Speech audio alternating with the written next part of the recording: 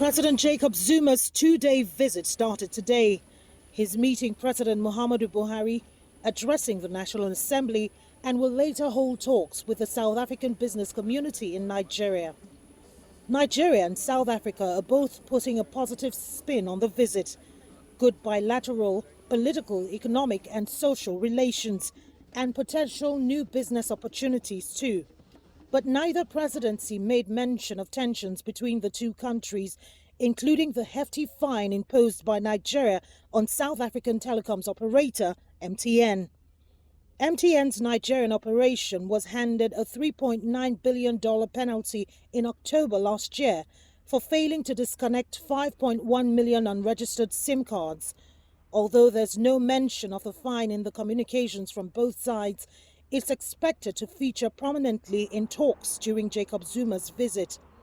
But some observers here think the authorities could actively seek for improving balance of trade with South Africa. South Africa is having a field day in Nigeria, and I only hope that Nigeria will reinvigorate herself, redefine her commercial and trading engagement, not only with South Africa, but the external world. We must begin to cultivate the habit of having things to put on the table, to market, to sell, so that commercially we can stand our ground. Nigeria, with its 170 million population, remains the biggest market for South African goods and services. Some 120 South African businesses have operations here. Nigeria and South Africa have had cordial ties dating back to the apartheid era, but that's been dampened by xenophobic attacks in South Africa. That relationship has been on a rebound after President Muhamadu Buhari assumed office, and Zuma's visit here demonstrates that. So, what do Nigerians really want to hear from President Jacob Zuma? Let Jacob Zuma begin to throw up a program that will sensitize South Africans that where you were in the doldrum, Nigeria stood by you. Even when it happened that we just came out of independence and we were young as an independent nation, we did so much to ensure that you have your liberty and that there is so much we can gain from each other. Zuma traveled with his ministers of trade and industry, international relations, defense, home affairs and mineral resources.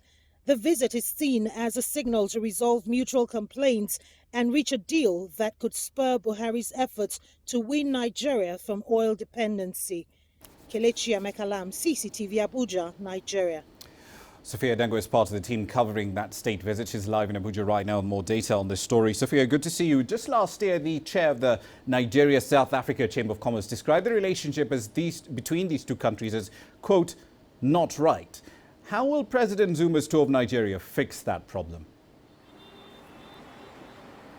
Well, Rama, you know, when looking at Nigeria's president and South Africa's president coming together, you know, if there is any perceived regression on the relationship between the two countries, that was quickly dispelled today in Abuja, especially with both heads of state giving an open press conference and addressing some of the issues that have been tabled, you know, not only from the business community, but also from the corridors of political power. If you begin with the idea of you know, of business here in Nigeria, it's obvious that, of course, South African companies have come in and put a very heavy footprint here in Nigeria, largely based on the numbers, but also on the reception of the goods and services that have been provided to the Nigerian population. It was also hoped that Nigeria would feel the same welcomed, you know, environment in South Africa if they went to do business. And that's really what is really being reset here, is the idea that there is mutual connection, not only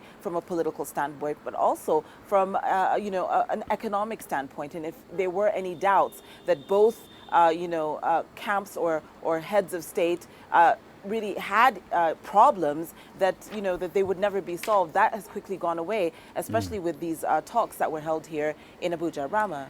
Indeed. We'll leave it there for the time being. Thank you for the update. That's Sophia Dengo live in Abuja. She was, of course, part of the team keeping tabs on that state visit. We'll get details of all the policy decisions coming out of that in the course, of course, of the week.